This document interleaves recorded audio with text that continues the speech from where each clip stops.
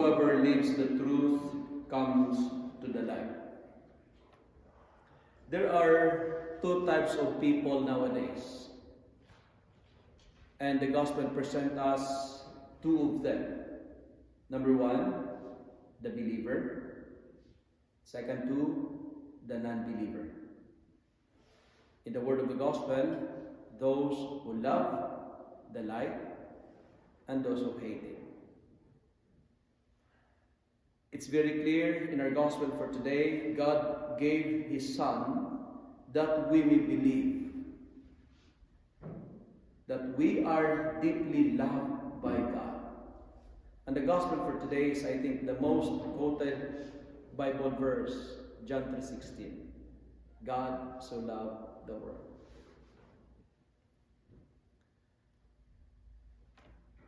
I look at my cell phone this morning. I went to Google and I went the percentage of believers here in Canada. Here in Canada, it's the majority of the religion were Christians. I think 56% of the total population of Canada were Christians. But out of the percentage, it says 1 out of 4 here in Canada, 1 out of 4 Canadians, no religious affiliation. Okay? No religious affiliation. And the gospel is reminding us in this way that those who believe will be saved. But those who don't believe has already been condemned.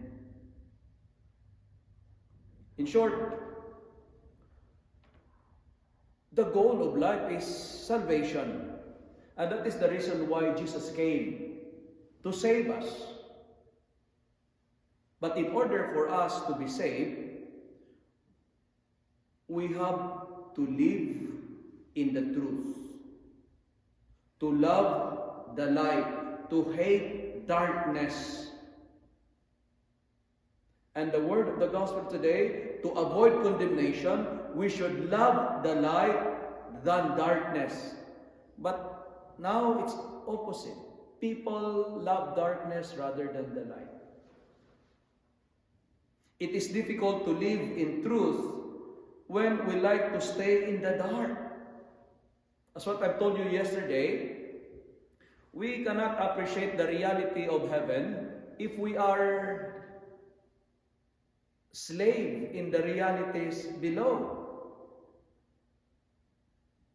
That's why let us move from the shadows of darkness into light.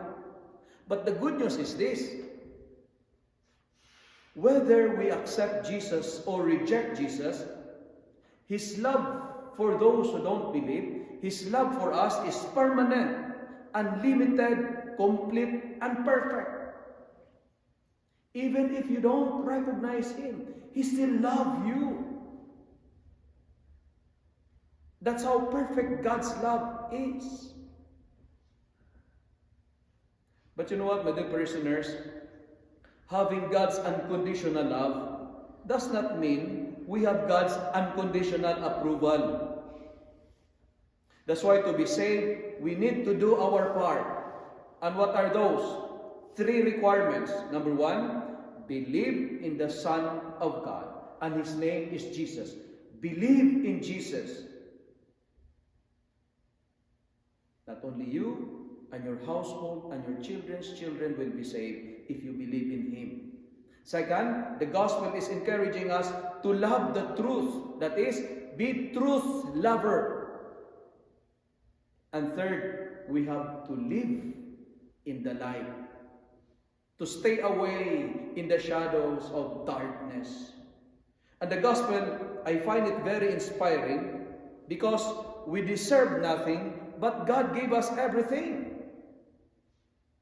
He gave His only Son. We have a God who will never let us down, God will love us no matter how many mistakes we have made in life. And that is the power of love. Today, my dear friends, tell yourself, I am loved by God, and nothing can take this away from me. For God so loved the world that He gave His only begotten Son, that whoever believes in Him will never be perished. Our goal, 1 out of 4, no religious affiliation. Our goal is to make it 4 out of 4.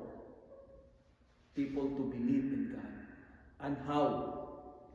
And this is where I'm going to end my reflection. How to convince the remaining 3 to believe in God. Number 1, 3S. We need to say it. What do we need to say? That we believe in Him. That we profess that we believe in God. Putting an expression of faith, like for example on my part, putting a rosary on my car, making a sign of the cross in the public. Never be ashamed of expressing your faith. That is one way of saying your faith. You have to tell the Lord that you love Him. Say it. You have to open your mouth and be proud of your words. Shout so that those who are living in darkness can hear what you believe. Say it. Tell them. After you say it, the second solution, you need to show it. Not only say it, but show it. It is not enough to say. Prove your words with some actions. Display your words through performance. If you say that you love Him, prove it that you love Him. You have to share it. And how to prove that we love Him? We have to stay in the light, and we have to shine in goodness. That is, in simpler words, stop sinning. Say it, show it, and stop sinning. That is, for me, the best and effective ways to convince the remaining 3 Canadians who do not have religious affiliation. Friends, my dear brothers and sisters, today we are challenged to love the light and hate darkness.